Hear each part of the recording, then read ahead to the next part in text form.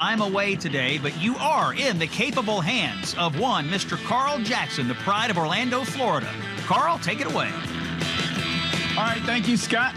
Such a pleasure and honor to be sitting here behind Scott's microphone. I'm sitting here at AM 950, The Answer, Orlando.com. Lou's got my back. Sean McConnell is in my ear. Paul D'Amelio helping out with production.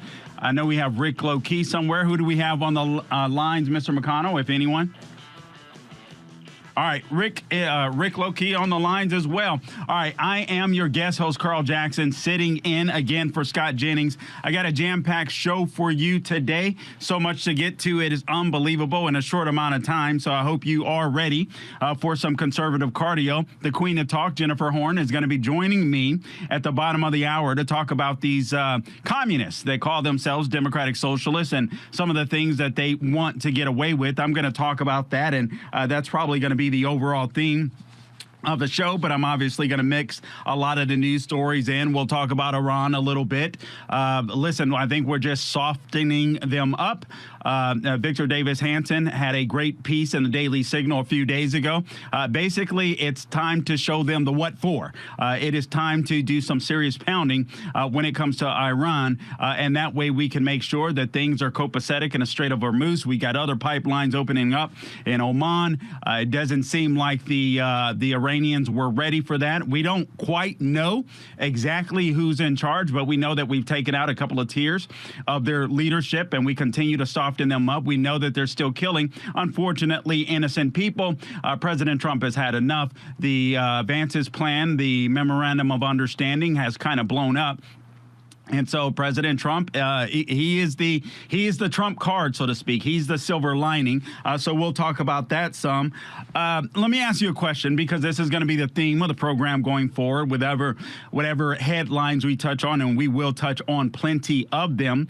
But I want to ask you this question. I want to pose this question to you. Again, my name is Carl Jackson. You can find me online on social media, all things social media, at Carl Jackson Show, at The Carl Jackson Show.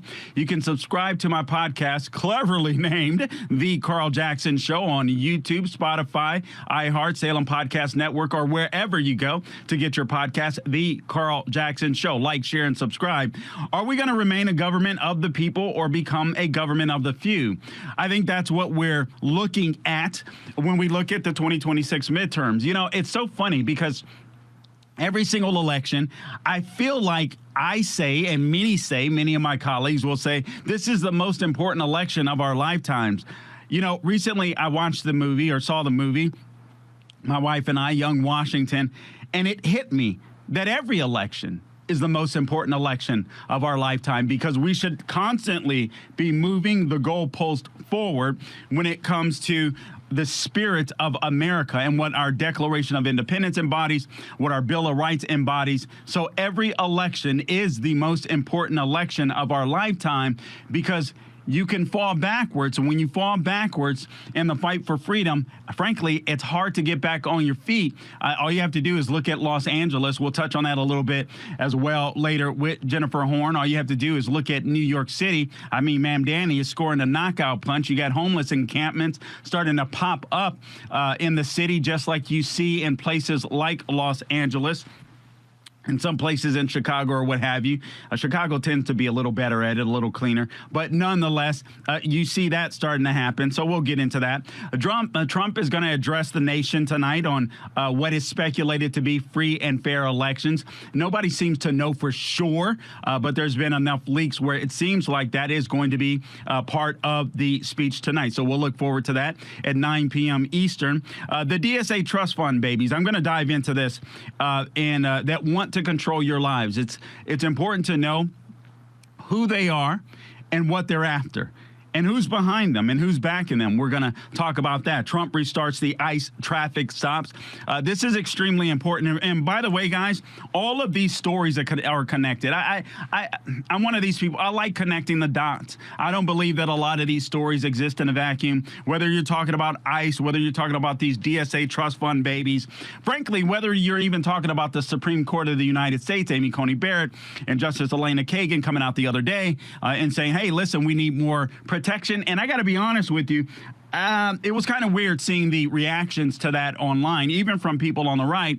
Many people were playing this clip of resurfaced of Clarence Thomas saying that he would rather die than to withdraw from the process of becoming a Supreme Court nominee. And they're like, look at Thomas, look at Justice Clarence Thomas. He's straight up gangster compared to Amy Coney Barrett.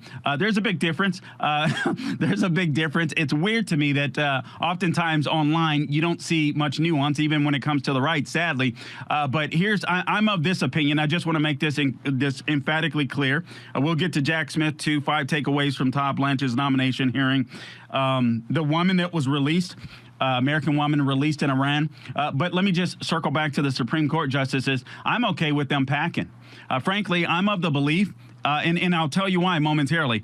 I'm of the belief, whether you like Amy Coney Barrett or not, whether you like Elena Kagan or not, I'm of the belief that what we're witnessing and what we're enduring right now in the United States of America is people that want to fundamentally transform the United States of America. And you're fooling yourself if you don't think that they're making headway or making progress, all right? And so there's always a macro issue at stake here. And these people, I'm going to go over some of the DSA's platform. These people want to totally abolish the Supreme Court of the United States. They just don't want to grow the seats. They want to abolish it.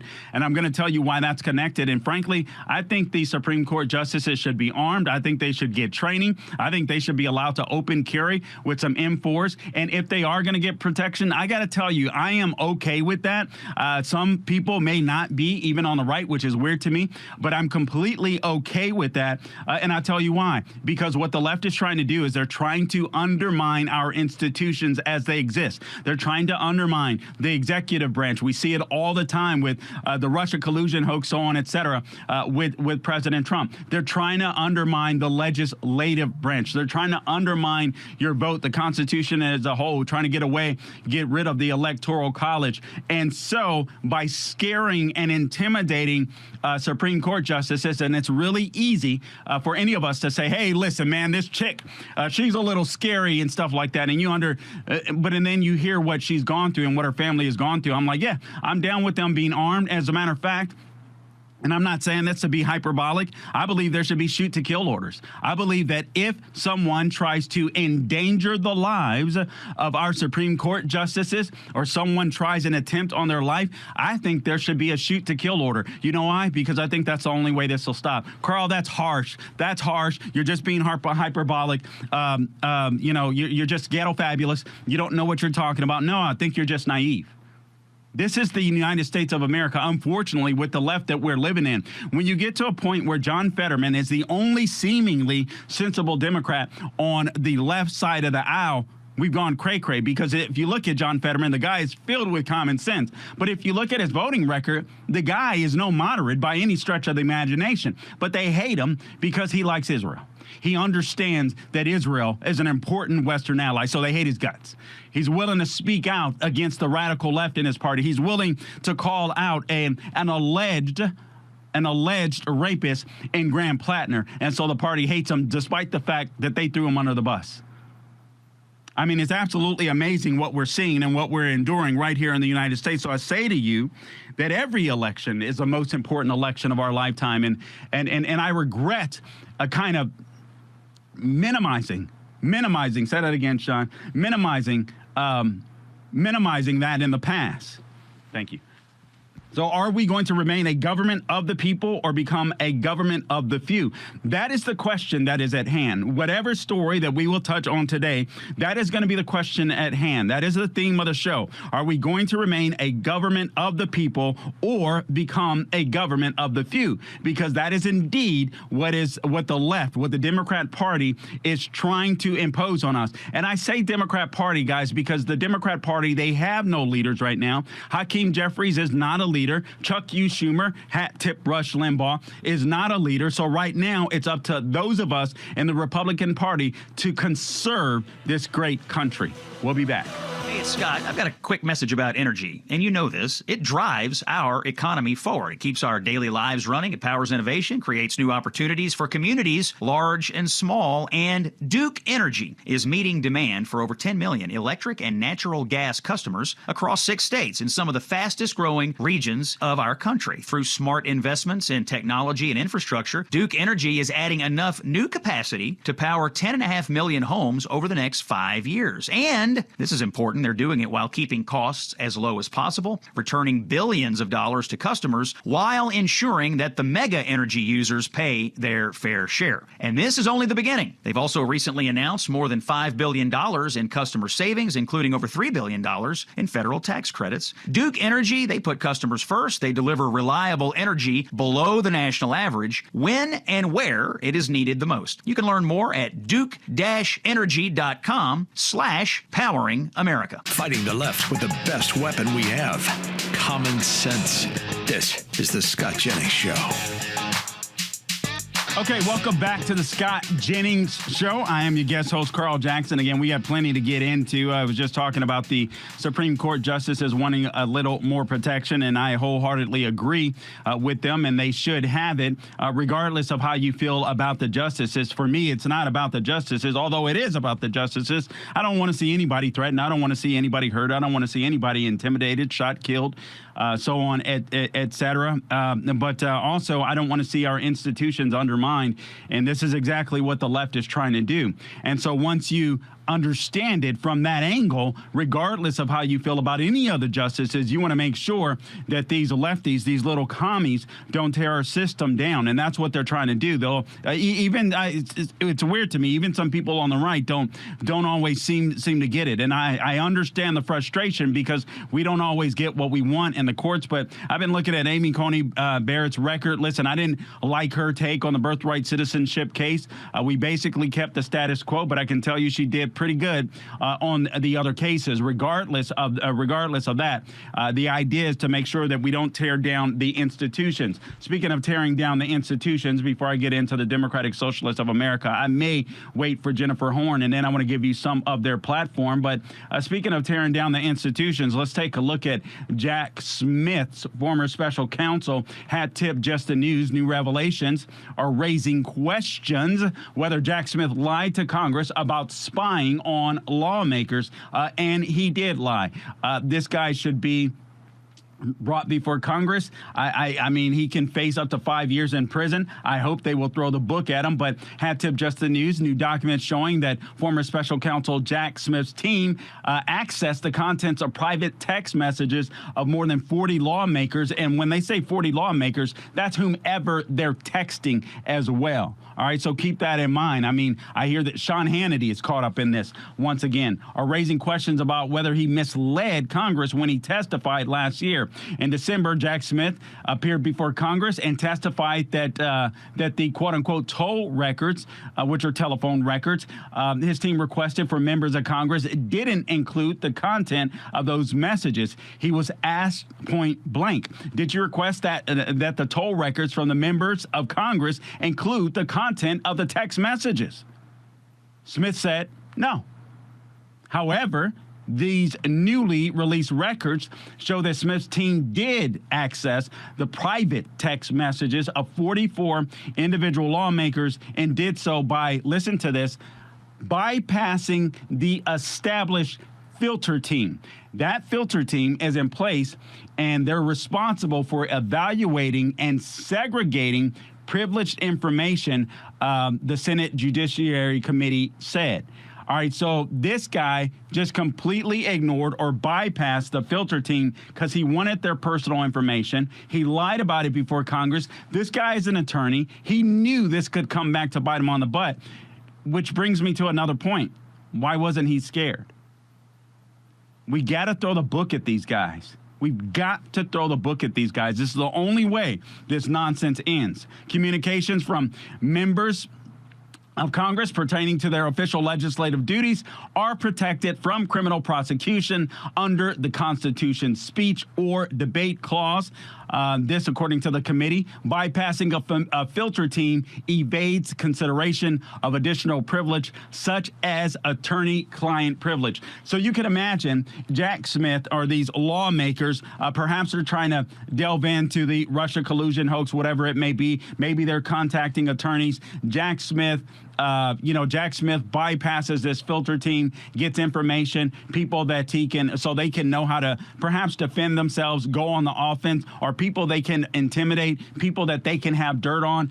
This is reprehensible, and it should not stand. This guy literally, I mean, not literally, but the book has to be thrown at this guy. We cannot put up with nonsense like this. There's a speech or debate clause of the U.S. Constitution, according to Just the News, Article 1, Section 6. This serves as a check on the executive power and is designed to prevent members of Congress from being, quote, questioned in any other place, close quote, ensuring they cannot be subjected to the scrutiny of the Justice Department, the judicial branch, for their legislative acts. So now Republican lawmakers say the new records indicate that the DOJ should investigate whether or not Smith misled Congress, and he did, all right? Under 18 U.S. Section Code 1001, knowingly making false statements to Congress is a federal crime, punishable by up to 5 years in prison. Now, obviously, he's not going to get 5 years in prison. He needs to be hauled back before Congress.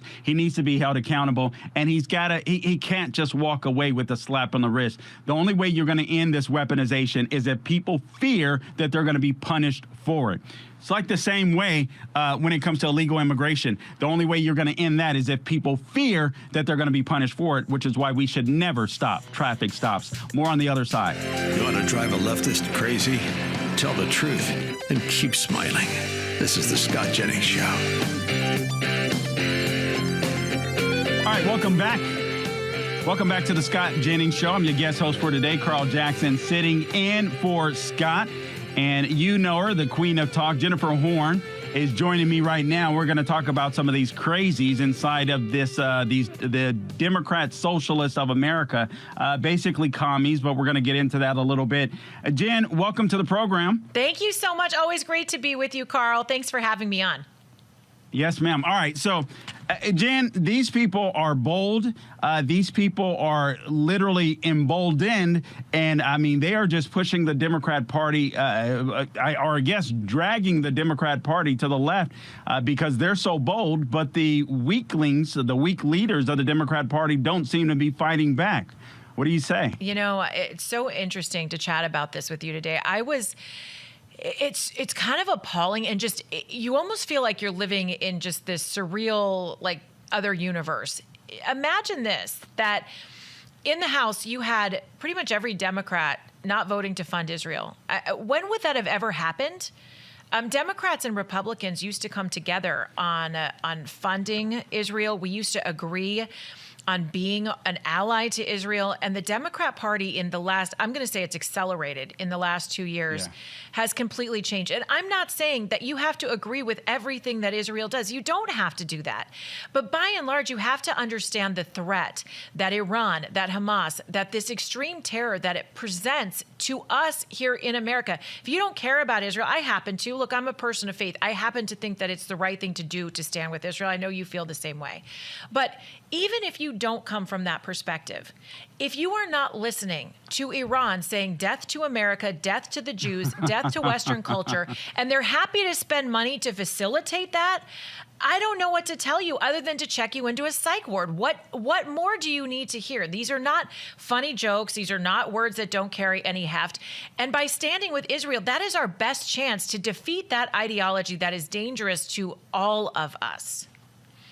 Yeah, I mean, you're absolutely spot on. It's insane to me because I don't even believe that many of the people that in the Democrat Party that voted against this believe this nonsense. I think they're literally scared. And honestly, it's going to have huge ramifications. You have John Fetterman saying, listen, if a vote goes this way again, I'm out. I mean, he might full well become a Republican. Frankly, I want him to remain a Democrat because I think they need someone sensible in their party speaking up, for God's sakes. I actually prefer the two-party system. But this is insane. And frankly, you see it with some people on the right. I mean, I can't even remember what I posted online the other day, and some people on the right came at me, you Zionists, you this, you that. I'm like, you nut job. I mean, this is insane where we're at. This is really easy to me. In my opinion, President Trump is going to go down as one of the best foreign policy presidents in American history. I love what he and Marco Rubio have done with the Western Hemisphere. He gets the modern day axis of evil: China, Russia, Iran, North Korea, so on, etc. And I think he understands how crucial it is for Israel to be a dominant force in the Middle East, because for God's sakes, not only are they our allies. I listened to, I can't even recall who it was, one woman that traveled to some part of Europe, and then she traveled to Israel, and she was like, it was crazy. I felt like I was in America more when I was in Israel than when I was in parts of Europe. But it's the craziest thing. All right. These Democratic Socialists is there right now in New York City? You got homeless encampments popping up. So I guess Ma'am Danny wants to go the route of Gavin Newsom. It's getting out of control. What's the remedy here, Jen? Oh my gosh, I wish I could I wish I could tell you other than sanity. I mean, what the people of New York are voting for and what they just voted for in their primary elections, and voting out some people that I would have considered crazy Democrats, like Dan Goldman. Now the guy can't even get a cup of coffee in New York, which has one of the largest Jewish populations in the country. Here's what's happening in California, just to draw some correlations. We have in our mayor's race, after the questionable vote counting and the questionable late night election returns and all of that, Spencer Pratt out of the race. So now you've got Karen Bass, a Democrat, and Nithya Raman, a Democrat socialist. And you are seeing Karen Bass go into full-on panic mode because they don't know how to beat these Democrat socialists. They're getting money. They're getting outside money. They're getting energy. They're getting crazy. I'm going to say it. I'm a woman. I think I can. These crazy women who are supporting this agenda in our state. You've also seen Gavin Newsom, who wants desperately to be president, who up until about 4 minutes ago wasn't supporting a billionaire's tax. Well, guess what? Now, Carl, he is supporting a billionaire's tax. And what was pretty, unbelievable. I mean, it was a 4-day switch. He came out on the record saying he was against the billionaire's tax. And then after the primary elections in New York, he switched. He sees this. They're all trying. I mean, Ro Khanna pretending to get taken into custody by Israeli, and I'll use settlers. These people think that they have to be so performative that they have to come out so hard against Israel to get the support of the party. They are afraid. And you know what? I watched this Democrat Party fall apart and collapse, and I laugh because they invited this nonsense into the party. They're the ones who propped up these ridiculous protests on college campuses and invited all the purple hair crazies into the movement. Well, now they are taking over, Carl. And I'm sitting there watching these Democrats like Gavin Newsom. I hate to even call him moderate. It wouldn't be true. But watching these more traditional style Democrats get really scared, because if they don't start shifting, then they're going to lose. And so, look, I think it's great for Republicans because I feel the heart of the American people is with a more common sense approach to all of this. But I don't know about this Democrat Party. When you have James Carville like crying about what's happening to his party, you know that they are in real trouble. You know what's crazy to me too, Jen, is I think that these guys can be defeated.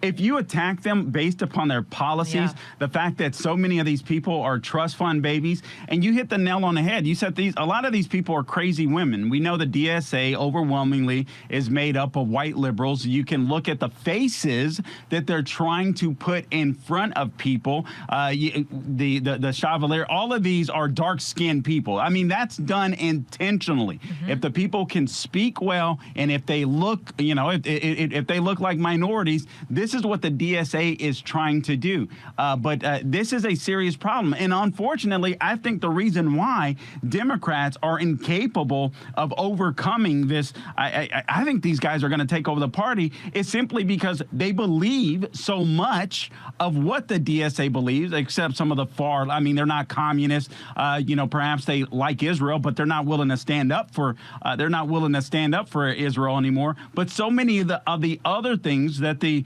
DSA believe and talk about, the affordability, all this kind of nonsense, Democrats believe some of the same things. Yeah. So I don't even think they know how to combat the Democratic Socialists of America, and they're scared of their donors as well. And these people, obviously, they get out and vote. Which, let me ask you this, brings me to the next, another question. I've noticed, and I saw a column in Roll Call, I'll probably go through some of it, where the Republicans bragging about the big, beautiful bill and the implications that it's had on Americans, because I feel like this is the way you beat back the left, the DSA, the Democrat Party, so on, et cetera. I couldn't agree with you more. What is so disappointing to me is that other than President Trump, I would say a handful of the members of his cabinet and maybe a handful of the United States Senate and the House of Representatives, the rest of the Republican Party is horrific at messaging.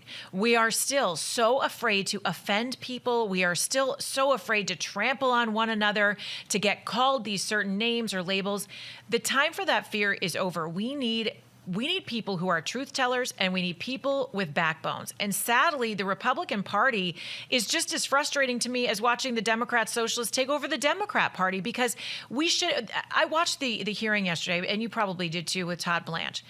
The fact that Republicans were not up there thanking him for the amount of crackdowns from the highest level on down in Los Angeles, in New York, and Chicago, cracking down on international crime rings, on drug cartels, on the drugs that are coming in and killing our people, on the sex trafficking. My God, in Los Angeles, we just had over, I think, 24 women who were under the age of 18 picked up off the streets and saved from sex trafficking because of the work that Todd Blanche has been doing at the DOJ. And it, of course, drips down to the U.S. Attorney's Office.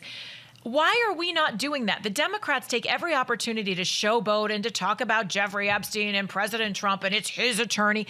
Where are the Republicans doing that? And it is frustrating. We need to fix that messaging quickly, because sadly, most people aren't like us, Carl. They're only looking at the news here and there. They're looking at little clips on social media. And in the messaging front, as crazy as it is, Democrats are getting more screen time with America. Yeah, it's such a good point, and it's so true. I mean, you just look at Todd Blanche, and what they've been able to accomplish is absolutely insane. Frankly, even the DHS. I mean, I liked some of what Kristi Noem was doing, not all of it. She had her issues, no doubt about it.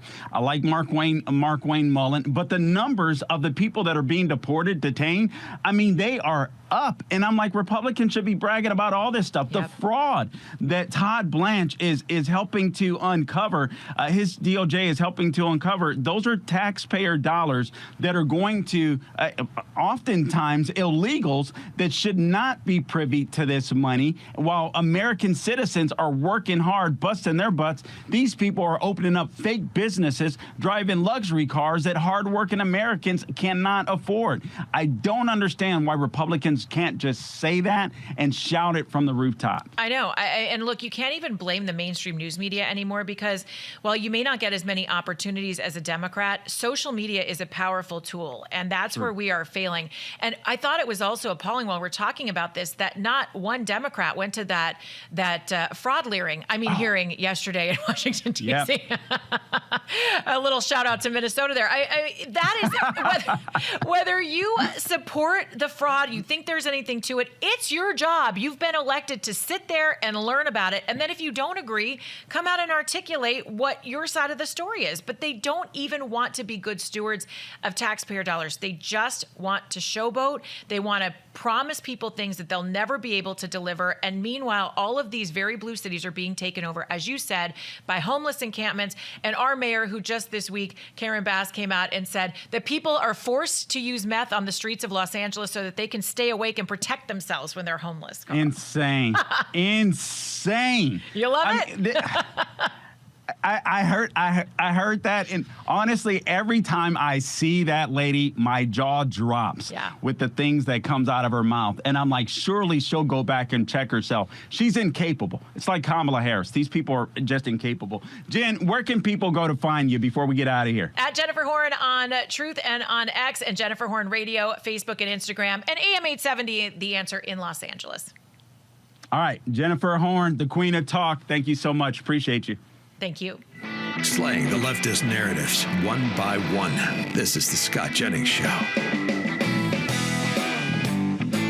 All right, welcome back to the Scott Jennings Show, Common Sense for the American People. I'm your guest host, Carl Jackson, sitting in for Scott Jennings. Thank you so much for allowing me behind your microphone. All right, guys, still so much to get to in this program. It is unbelievable. I was able to, Jen is just a wealth of knowledge. She just stays on top of so many things. So she was able to cover many things with me, including obviously that fraud hearing, the hearing on fraud that was held with the senators yesterday, Republican senators, where literally Democrats didn't even bother to show up. I think they need to take that fight outside of the chamber. I think they need to go on the Capitol steps. I think they need to. I think they need to break down the numbers. This is the money that's being stolen from you, from the average American person. Break down the average salary that American makes. Break down the type of fraud that they see happening with a lot of these immigrants or illegal immigrants that are coming into the United States, and make that personal. I mean, you can't just make it Democrats versus Republicans. You got to get these normies to pay attention. And the way you get the normies to pay attention is you have to show them how it's impacting them. I mean, these Democratic Socialists, so they call themselves, of America, and I will get into I want to actually let me go ahead and give this. I'll go ahead and start on this. I'm not going to be able to complete it in this hour. We'll go into the next hour. I want to talk about these ICE stops, traffic stops, and why they can't stop. And again, all of this is a part of trying to fundamentally transform America. The Democrat Party and these communists, known as the Democratic Socialists of America, they get it. They want to. They want to just cause absolute chaos. They want to disrupt our system. Let me just quickly go through some of the things that they mentioned, or they updated on their website. So they want to eliminate the U.S. Senate. Why would you want to eliminate the U.S. Senate? You guys know what the 17th Amendment is. First, I wish that we could reverse that, where the state legislators are the ones that vote for the Senate, for senators, but I don't suspect, frankly, that'll happen in my lifetime. I hope that it does happen one day. But why would they want to eliminate state elections? I mean, just sit there and think about it. Here's what the left has been really good at doing, and this is why they wanted to flood the zone with a bunch of illegals, right? You pack a bunch of illegals into the United States. You pack them into blue states, blue cities. You try to get them into red states, red cities, all that kind of stuff. But you really want to get them into blue states and blue cities. Why? Because you get more appropriation from the federal government. You get more representation from the in the federal government, in the House of Representatives. That's exactly what they want to be able to do. And then you get rid of statewide elections, where all you're focused on are popular votes, all you're focused on are population centers, and then you end up doing the will of the population centers instead of the will of the state. And these people don't know how to run jack squat. I mean, seriously, they do not know what they're doing. They sound good. They sound smart. You can look at, not all of them, but you can look at Mamdani, like whether you like him or not. Mamdani is a great politician. He doesn't know what the heck he's doing, but he knows how to speak the language of the anti-elite. And that's by design. They have learned to speak the language of the anti-elite while being the elite. And they're dragging these people along. I'll get into this Federalist column that was so good, breaking this stuff down, because it's psychological warfare that the DSA and their donors are making upon us. But that's one of the things. They want to eliminate the U.S. Senate. They want to replace the president and the Supreme Court of the United States. That's why I spoke about why the Supreme Court of the United States needs protection. It doesn't matter if you like Amy Coney Barrett or not. Grow up. It doesn't matter. I can't stand Ketanji Brown Jackson. I don't think she should be 10,000 miles near the Supreme Court of the United States. But the idea of the institution itself imploding or being destroyed is a bad thing. It's as simple as that. So they want to replace the president of the United States. They want to replace SCOTUS with an executive branch, the Supreme Court with an executive branch, and a judiciary that's chosen by and subordinate to Congress. That's because they believe that they could eventually get to a popular vote where Congress is making all the decisions. And you know who will be the congressman making all the decisions? It'll be the AOCs of the world. It'll be the Rashida Tlaibs of the world. It'll be the Ilhan Omars of the world. That's what they want to do. These people are dangerous. Every election is the most important election of your lifetime. This one is extremely important. Guys, I know that we would be defying history if we were to win in the midterms. We've got to win these midterms. We've got to win these midterms. We have no other choice. All right, more when we get back on the other side. I'm Carl Jackson, in for Scott Jennings. So much more to get to. You guys stay tuned. Hey, it's Scott Jennings. Thanks for listening to Common Sense for the American People. I'm away today, but you are in the capable hands of one Mr. Carl Jackson, the pride of Orlando, Florida. Carl, take it away. All right, thank you, Mr. Scott Jennings. Appreciate the opportunity to sit behind the microphone. We've got Rick and Ricky helping out. Also, Matthew is on video. Sean McConnell's in my ear. Paul D'Amelio helping to produce the program. Lou's got my back right here at AM 950, theanswerorlando.com. Just real quick, let me bring you up to speed on what's happening with Iran before I circle back to the DSA and what's on their platform and what they want to do and why it's so important that we don't stop ICE traffic stops. And President Trump has restarted those, after the fatal shootings of a couple of people in Maine and I believe in Houston, if I recall correctly. But bottom line is moving vehicles are a weapon. So we'll get into that momentarily and why that cannot stop. And that's part of the left's agenda, obviously, to make sure that we don't remove the illegals that they allow to invade our country during the Biden era. And it is no surprise that the economy and jobs numbers are getting better when you have more Americans that are able to work as opposed to the illegals that were taking their jobs. Guys, that was part of the plan. Rent prices are going down because now there's not as many Americans out there that have to compete against jobs against illegals. And I understand. If I was an illegal, I would want to be an American too. It's amazing how Democrats trash this country, how the DSA, how they're one and the same, the commies, how they trash this country, yet they constantly make arguments for bringing people in this country. Except that, okay, they want to fundamentally transform the country. All right, so real quick, the U.S. has launched another round of strikes on the Iranian military targets in the Strait of Hormuz. This, according to CENTCOM, at 3 p.m., U.S. forces launched operations for a second wave of strikes today against Iran. The strikes are targeting Iranian military capabilities used to threaten vessels freely transiting through the strait. The U.S. military is holding Iran accountable at the commander-in-chief's direction. All right, Trump holds Situation Room meeting considering resumption of heavy attacks on Iran.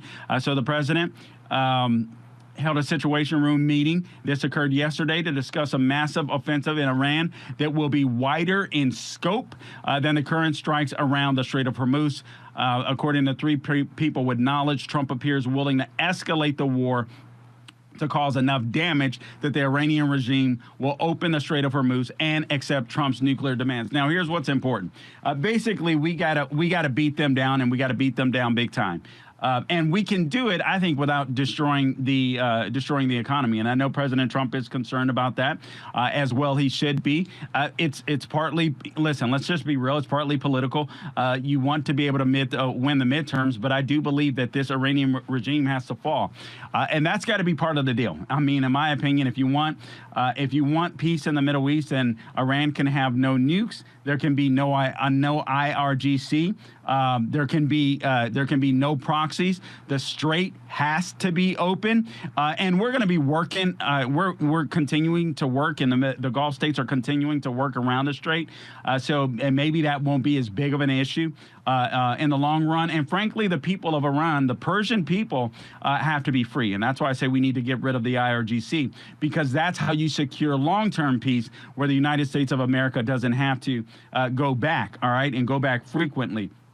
I think you embolden Israel. I think listen, there is a reason why you notice these people in Iran or whoever is doing it. We don't even know who's literally bombing parts of Kuwait and Bahrain to try to get at American infrastructure and all this kind of stuff in those bases in those particular Gulf states. Gulf states or what have you. I mean, it's absolutely insane. We don't necessarily know who's doing it, but we know that we've got to be able to stop every single one of their capabilities from being able to strike at our allies. This is important because if you don't want to go back in the future, this is the way to do it. I know people don't want to be in the Middle East. I get it, but we're there. Embolden Israel. And you can, listen, Trump came out the other day and said, listen, we can have other people go in and do the groundwork. And that is Israel. Frankly, they were getting rid of the besieged at one point until we called it off. So you can let them do that dirty work, which would be absolutely phenomenal. But you see, Iran isn't touching Israel at all. And the reason why they're not touching Israel at all is because we've kind of been doing tit for tat as the United States of America, telling them, hey, listen, we're strong. We can take you out. But we're trying to give you an opportunity, as President Trump has said, to come to the table. They're not necessarily willing to take that. But here's what they understand about Israel. Israel always responds with disproportional force, as well as they should. And now the United States are starting to do that. So I suspect at some point, some people are going to be willing to talk, or perhaps the Iranian people might be free at some point. But it's got to happen. We know what they were doing. We did 38 days of bombing up until I believe it was April 8th, as Victor Davis Hanson wrote about. And then we stopped, and then we paused. And we went on a 90-day basically pause, skirmishes here and there, nothing major. But we can see the tactic of the Iranian people, of the IRGC, and that is to just buy time. And also now what we're starting to do, which we didn't do before, there was a distinguishment between the IRGC and Armesh, the Iranian military, in which we weren't really attacking the Iranian military, hoping they would turn against the IRGC, so on, et cetera. That hasn't happened like we expected or wanted. And so now, guess who's in trouble as well? So eventually these people are going to come to heel. This is not something that any of us want, but we are there, and we got to win. We got to win. All right. Maybe I'll touch on that again later. But moving on, I want to get back to these Democratic Socialists of America, or so they call themselves, and introduce you or remind you of some of the people that are behind some of these people. I mean, these are a bunch of trust fund babies. Keep that in mind. So right here, my formerly fingerprinted fingertips. Let me go back through my notes here. All right, so I told you they wanted to eliminate the U.S. Senate. I told you that they want to replace the president and the Supreme Court of the United States with an executive branch and a judiciary that is chosen by the Congress, which is absolutely insane. Insane to me. Oh, my goodness. Think about this. Think about this, too. I missed this. So they want to replace the president and the Supreme Court with an executive branch and a judiciary that's chosen by Congress. They're telling you they want to move you out of the way. I go back to my question at the beginning of the program. Are we going to remain a government of the people or become a government of the few? And they're telling you exactly what they want to do. If you look at their platform, they're not holding back. These people are open. They want amnesty for all illegals. Amnesty for all illegals. You understand why those traffic stops can't stop? They want to defund the Department of War. Why? Because in their minds, America is the big, bad, evil guy. I believe that America is the big brother. I mean, we could devastate any country that we wanted. We don't do that. We don't go there and rape and pillage and so on, et cetera. We don't do that. And if there's a soldier that does that, or something like that, they're held accountable. But we don't do that. We're the big brother. And I know some people, we can't be the police of the world. We don't need to be the police of the world. But when somebody messes with us and somebody defies or someone does something against the United States that goes against our interests, we need to tap them up a little bit. But we're the big brother of the world. We're not policemen. We're the big brother. People look up to us. And as long as people look up to us, more of the world will want to be like us. You get it? It's really important. So they didn't want to defund the Department of War. No thanks. Some of the current policies, these people want to confiscate private property. And when I say private property, I mean your property. I think sometimes it's easy to speak in political speak, but we're dealing with a different type of people when it comes to these communists and the Democratic Socialists or the Democratic Socialists of America. We shoot out these words like, public, private partnership, private property, so on, et cetera. No, they're coming for you. They're coming for your house. They're coming for your townhouse. That's what they're coming for. That's what they're coming for. These people want to be able to confiscate everything that you worked for. They're intentionally undermining the family. I'll get into that as well and go a little further into their platform. Guys, we got a fight on our hands, and we got to win. Truth, justice, and the American way. Look up in the sky. It's a bird. It's a plane. It's the Scott Jennings Show. All right, welcome back to the Scott Jennings Show. I'm your guest host, Carl Jackson, sitting in. Please follow me on all things social media at Carl Jackson Show or at The Carl Jackson Show. Also, please be sure to like, share, and subscribe to my podcast, The Carl Jackson Show. We're on YouTube, Spotify, iHeart, Salem Podcast Network, wherever you go to get your podcast, The Carl Jackson Show. That is The Carl Jackson Show. Guys, I want to play a cut here, and then there's one thing that I forgot to mention. Actually, let me do this first. One thing that I forgot to mention, so this was on the tip sheet, and I know Hugh Hewitt discussed it with President Trump. I believe it was yesterday, but all eyes are on Pickaxe Mountain as the U.S. considers heavier strikes on Iran. So basically, you had, what was it, Fordo, Natanz, and Isfahan that were struck was that last summer? Yeah, I guess that was last summer.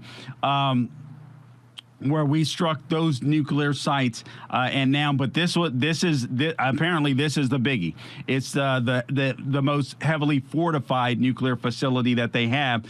From what I understand, you just imagine a 45-story building that's just basically inverted underground, and so that's how deep this particular nuclear facility goes. And so I guess that is something that is being contemplated. And again, President Trump's number one thing: no nuclear weapons for these people. Again, I believe that victory with Iran entails no nuclear weapons, no IRGC, no proxies. The Strait of Hormuz has to be open, and the Iranian people must be free. The Persian people must be free.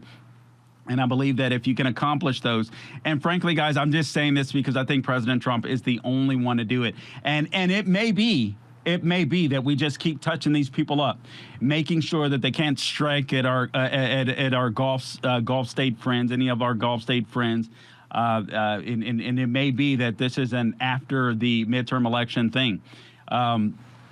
But right now, obviously, it's escalating. So tensions are escalating there. So I just wanted to make mention of that. Also, to make sure that you watch the speech tonight. That'll be at 9 p.m. Eastern time. It will be covered. The Salem Radio Network will be covering it, as well as the Salem News Channel. So you can look for your coverage here on the Salem News Channel at 9 p.m. covering President Trump's speech. And correct me if I'm wrong, Mr. McConnell, you did say that Caroline Leavitt came out and basically this is going to be a speech that is focused on free and fair elections. Is that correct? I know Town Hall. Okay, thank you. And Town Hall had reported on that as well. So, President Trump, he doesn't necessarily stay on script. So I wouldn't doubt that he'd touch on other things as well, but we'll have to stay tuned to find out. But free and fair elections are important. If you don't have free and fair elections, you simply do not have a country. Frankly, what's going on, you may call them technically legal in states like California. That's not representation. I'm sorry. That system there is absolutely insane. They took advantage of COVID and intentionally made their system worse. They're not even done. I didn't even know this. They're not even done counting all the votes to the LA mayoral race. That is insane. All right. Places like Texas, Florida, other states as well, we get this thing done quickly. I mean, our mail-in ballots, we count those. The people have to have them in early, or early voting numbers, or early voters. Those numbers are counted right away and stored. And as soon as election day comes, they roll in the morning. It's none of this late night trickling in stuff that happens. And then you got the day of people. I'm one of the day of people. Well, Carl, what if something happens to you? Listen, man, I'm one of the day of people. I make sure that I gets there. All right. I make sure that I get there. I love voting election day. I think I did go early one time, but I can't lie. I love voting on election day. Okay, let me get back to these commies. and what they are up to. Again, these people want to defund the Department of War. They want amnesty for all illegals. They want to replace the president and the Supreme Court with an executive branch and a judiciary that is chosen by Congress, which they presume would be them, which is why they want a bunch of illegals. And this is why we don't want a popular vote either in the United States of America. They want to eliminate the U.S. Senate. Some of their current policies, they've admitted some of their candidates, like the the Kalat chick in Colorado has admitted that they believe in confiscation of private property if need be. But they want an immediate end to all deportations. They want free migration between countries. Why do you want free migration between all countries? So there's no allegiance to any country. It makes it easier for people like the communists or the Democratic Socialists to take over. More on the other side. Carl Jackson in for Scott Jennings. We'll be right back. News, comment, and the stories and facts the mainstream media refuses to discuss. It's the Scott Jennings Show. All right, welcome back to the program. I'm your guest host, Carl Jackson, sitting in for the great Scott Jennings. Real quick, the U.S. has expanded strikes in North, disabling a ship that was trying to run through the blockade, apparently. Again, just a reminder that President Trump is going to be giving a primetime speech at 9 p.m. Eastern time on the 2020 election, according to some sources. I believe it's going to be probably broader, talking about free and fair elections, and knowing Trump, again, that may be more than that. Because he likes to freestyle. So anyway, that'll be available for you on the Salem Radio Network, the Salem News Channel.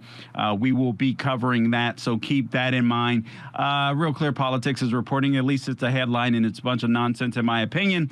The new DHS secretary faces crisis moment over fatal shootings. I don't believe that one iota, but that's what the media wants you to believe. Let's play Mr. McConnell clip number 4, por favor.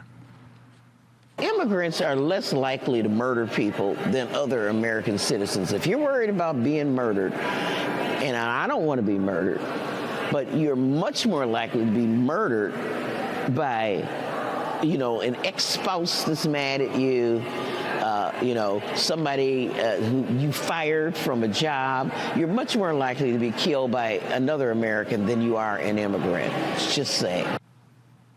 Okay, so what's the trick here? Because she's not totally dishonest, but she is being dishonest by leaving out part of the truth. The truth of the matter is legal immigrants are far less likely to commit murders or any crime for that matter, because they are so grateful to become United States citizens. For God's sakes, you see the guy from Germany that came down here for the FIFA games, and now the guy does not want to leave. He went offline a couple of weeks. He was getting harassed so bad. I forget his name. I think Freddie from Germany or something like that. And now he's like traveling around the country. He was in Tennessee, I think it was, shooting a rifle. He was like, I never want to leave this place. I don't want to go back to Germany, because he's falling in love with America. Now, he can't stay here, right, without getting without applying legally. But that is the bottom line. Legal immigrants, the ones that do it right. It's like concealed carriers, all right, that carry firearms. If you're trying to do things the right way, you're going to be less likely to commit a crime. However, what the left does is they conflate illegal immigration and legal immigration, because yes, crime is higher amongst illegal immigrants.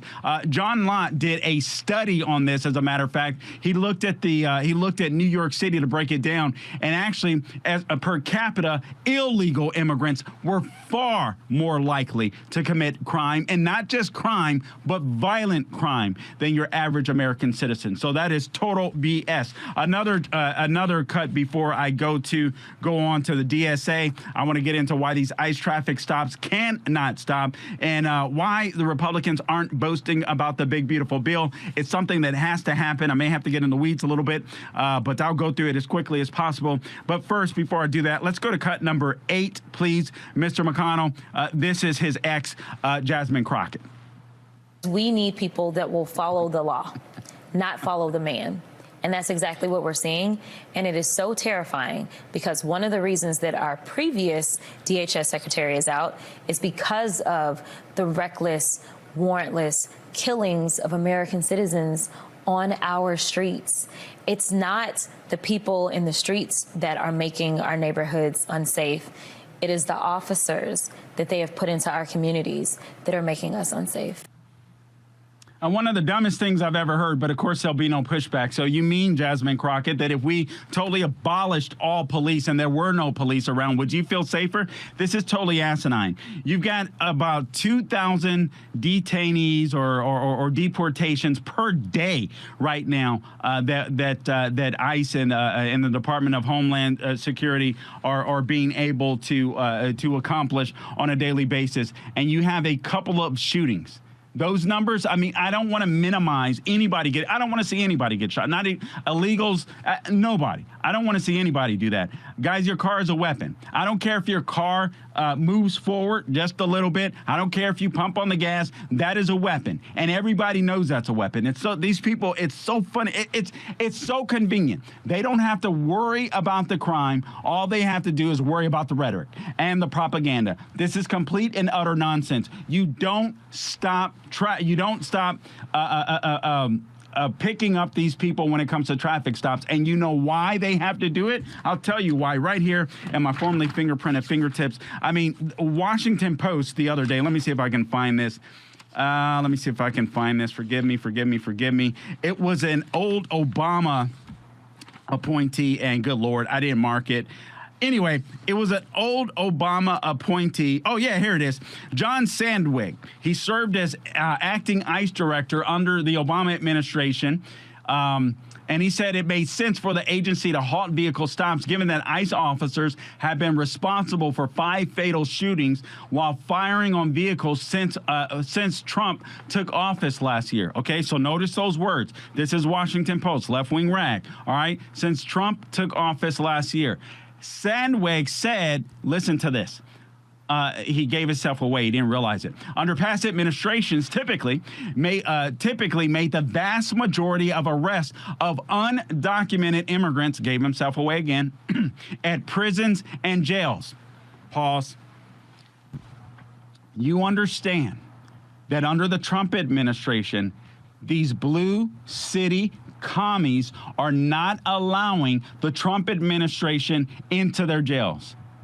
ICE, so on, etc., into their jails. So what do they have to do to make sure that it's safer for the community and safer for their agents? Traffic stops. He gave away the game. He was trying to sound smart, didn't realize that he gave away the game.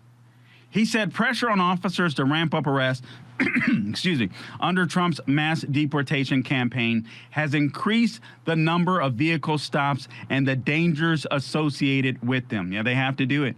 And the attacks on police with illegals in vehicles are up 1,300%.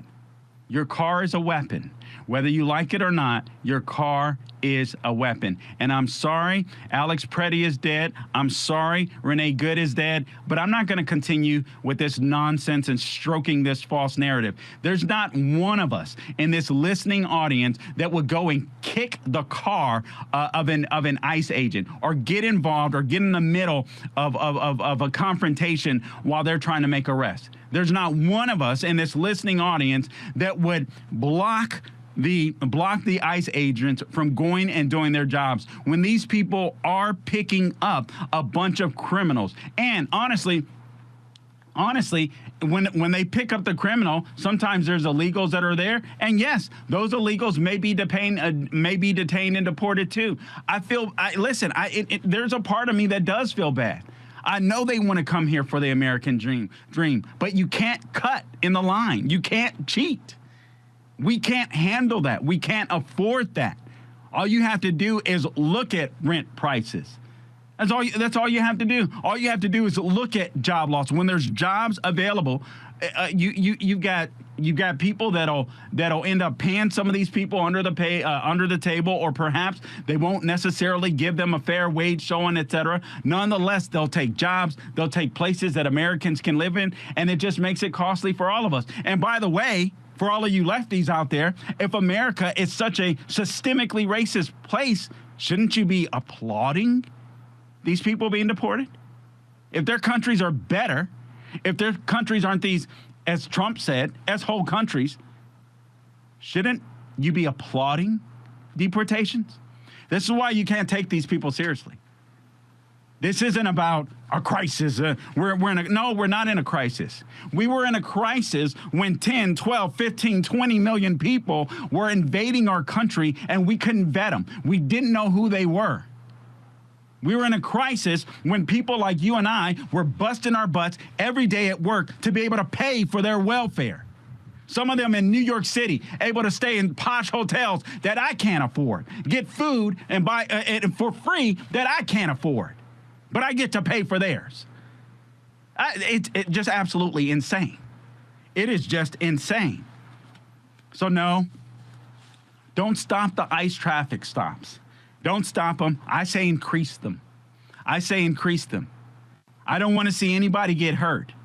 But all you have to do, this is what the left does. You had the open borders problem, right? So they created this mess. And then what they're doing is just what the DSA does. And I have to go back to the DSA here quickly. But it's the same way they try to freak out black people. It's the same way they try to freak out black people with traffic stops. That's the reason why they pump this stuff up. They want illegals to flee so that they get shot. Carl, you're going crazy. No, I'm sorry. These people are that depraved. They want illegals to flee. They want the narrative. They want it caught on camera because they want to win elections. Here's the bottom line. If you happen to be an illegal alien and you are pulled over by an ICE agent, they're unmarked cards, you would do the same thing. Perhaps I would drive where there's a bunch of lights, a bunch of cars and people and stuff like that. But when they come out, they identify themselves. They have their uniforms on. So please get real when it comes to that. But if you comply, you won't die. If you're an illegal immigrant, don't sit there and think they're going to shoot you. But if you run your car into them or cause your car to go in their direction, then it's going to happen. I heard some lefty lady talking about, the ICE agents, they have a tactic where they surround the car. And so this makes it more likely that somebody will get scared and take off. No, I'm sorry. That doesn't even make sense to me. For me, that's like, okay, I better chill. I better make sure that this car doesn't move. Let me put this bad boy in park. Let me put my hands up so they know exactly where my hands are. Let me comply so I don't die. I can live to fight another day. It's as simple as that. They want to keep illegals scared and mad, just like they keep blacks scared and mad at the man. That's their modus operandi. Okay, I got to get back to the Democratic Socialists of America, the communists that want to take your stuff. So again, they want immediate end to all deportations. They want free migration between countries. They want to extend full voting rights to criminal convicts and illegals. Oh. Maybe that's why they're mad at the traffic stops. They want universal rent control so they can destroy your city like they've destroyed New York City and Los Angeles. They say that only socialism can solve decades of capitalist mismanagement in the United States of America. But isn't it a funny thing that socialism can't even exist without capitalists like you and I, with them stealing our money?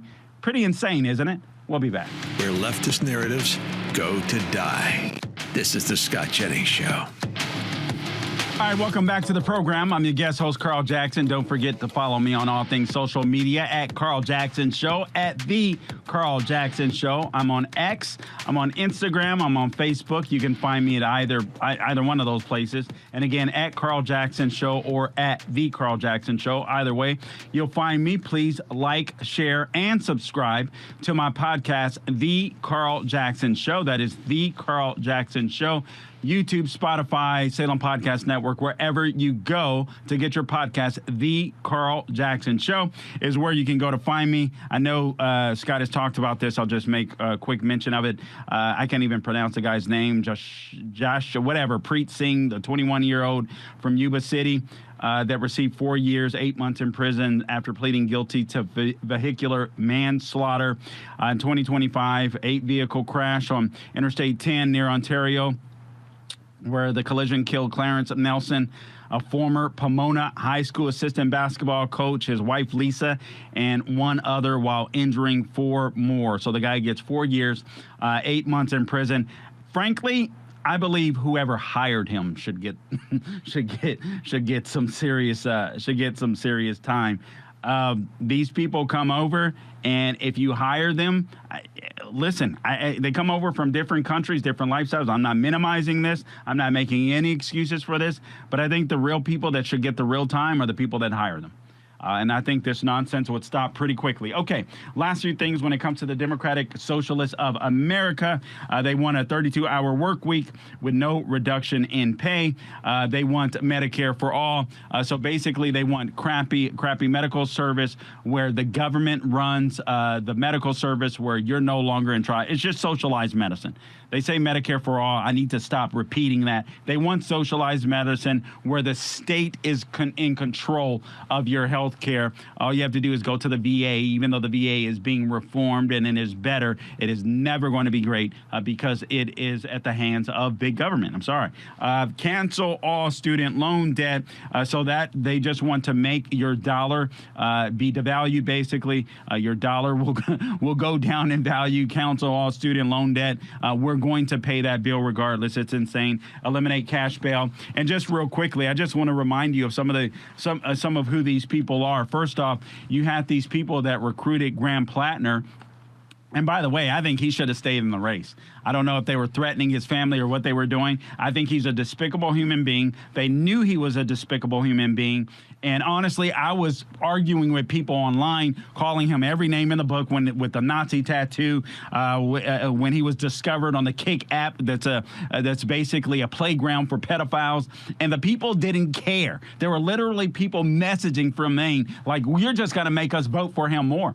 And I was like, that's fine. Now I know who you are. I know you're a depraved, sick lunatic, and you don't care about any of the other stuff. But Trump. Now, you don't have any evidence that Trump committed any of this stuff that you numbskulls are talking about. The Epstein files. Give me a break with the Epstein files. If you read through any of the Epstein files, you'll learn that it was Trump who, dare I say the word, that snitched on Epstein. That said this guy is a problem. Kicked him out of his club. But you got people like this cat, Morris Katz, 27 years old. He helped Mamdani get elected, and then he helped Plattner. He helped recruit Plattner in Maine. This guy was described by the New York Times like Mr. Mamdani. Mr. Katz is a child of the New York cultural elite, but is fluent in the anti-elite language. You get it? These are a bunch of spoiled trust fund brats that have money but have never accomplished anything. They're living off their granddaddies and their daddies, mothers, basically their wealth. And so they've never accomplished anything for themselves. And so they hate capitalism because they're a bunch of lazy, unaccomplished people.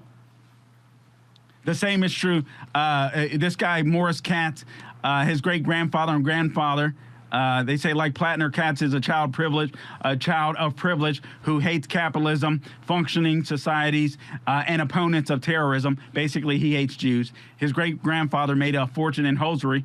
His grandfather, Harry J. Katz, was a notorious libertine, described as a playboy prince of darkness with a multi-million-dollar trust fund. So basically, that means that his grandfather was just basically in a kink, all right? That's, to put it short. And this is the guy that's helping to recruit people in the DSA. Same is true with Daniel Morath. This guy comes from a fortune, an heir of the Toys R Us money, if you will, and he's one of the Democratic Socialists. These kids have money. They have nothing to do. They're bored. They're godless. They're lazy. They're unambitious. And so for some reason, they feel like they have to take your wealth. That's who we're dealing with. Unfortunately, I didn't have time to get to the big, beautiful bill, but I will cover that mañana. Until next time, don't go where you're doing good. God bless you.